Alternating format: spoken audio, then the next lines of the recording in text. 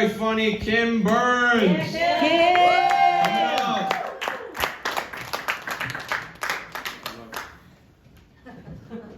All right, how you guys doing? Good. You're hanging in there with all this fabulous comedy. It's a little overwhelming how good it is, right? I don't know if there's anybody here who isn't actually a comic, but maybe a few people. Maybe. But I was thinking the other day about preparing for a comedy set, preparing to get on stage. And I realized that there were so many similarities to preparing your comedy set like there are preparing to have sex.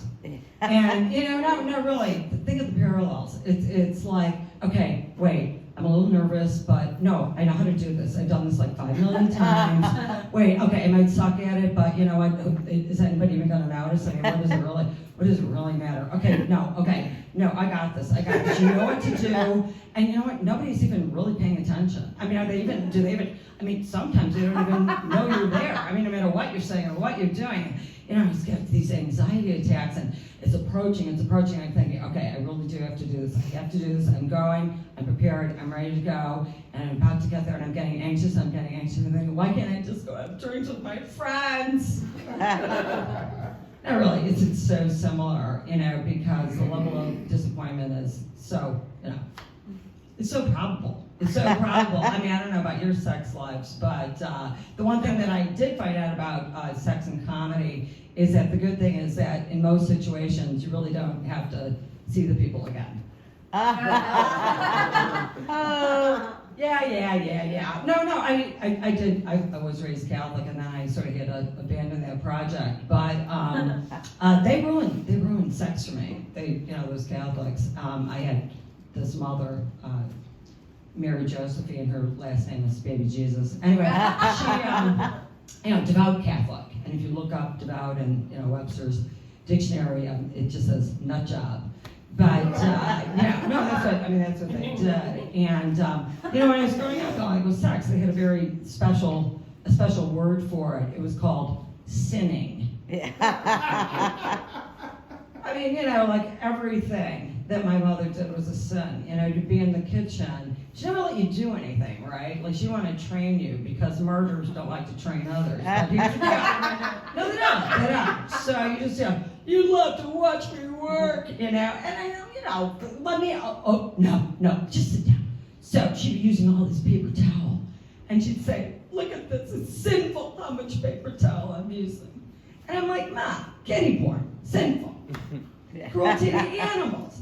Father Murphy and his band of boys, sinful. Anyway, so she had a hard time sort of getting her mind around that. And I thought, whatever's going to happen, my mother is never going to grow up to be a comic. And I'm saying she couldn't get the prep time in. But, so that was tough. And anyway, it was her idea for me to have children because I was like, oh, God, please don't let me do that. And I did end up, some of you guys know that I have 3 sons. And the oldest one is actually in college. Yay. And he's smart, but kind of lazy. In fact, the last time the kid really saw hard labor was when he got stuck in the birth canal. It's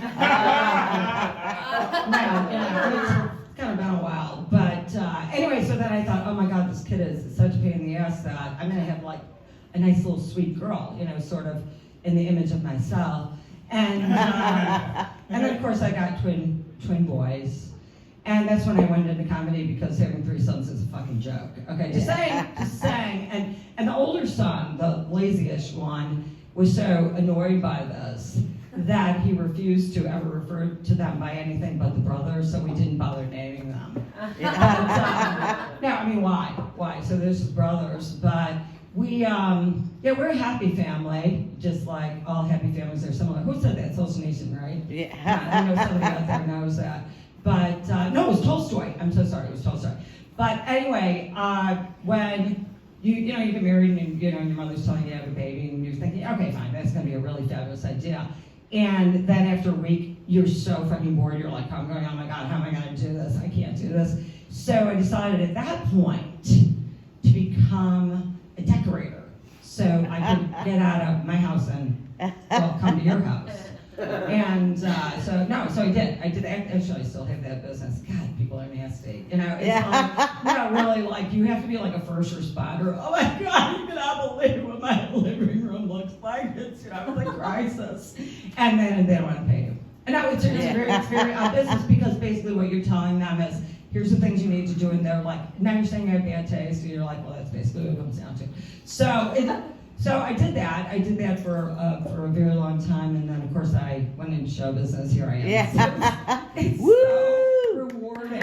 Again, it's like, can I just go out and have drinks with my friends? But so I did, and I live in Rye, which all you guys know is like the whitest suburb, in the entire country, which, I sort of, fit the profile to a degree, but I don't want to admit it, but I think you could probably guess.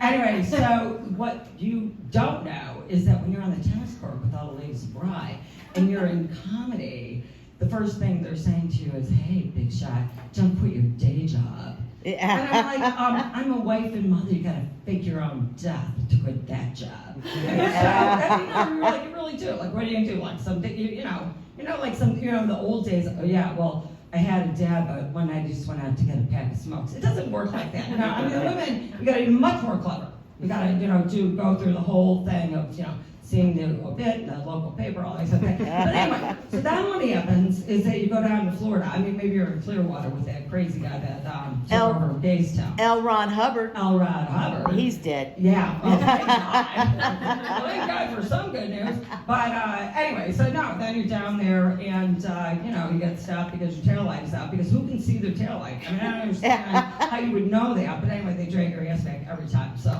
I don't recommend that thing. Anyway, so Lent. Anybody give up anything for Lent? Yes. Blowjobs. Okay, so honorable and such a sacrifice on your part. No, it's a huge sacrifice.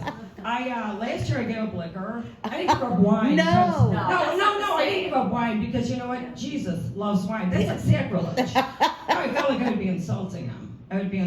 So this year I decided to give up being nice to my kids. And, the odd thing about it is they didn't even notice. I know, right? What the heck? Lent. What the heck was Lent?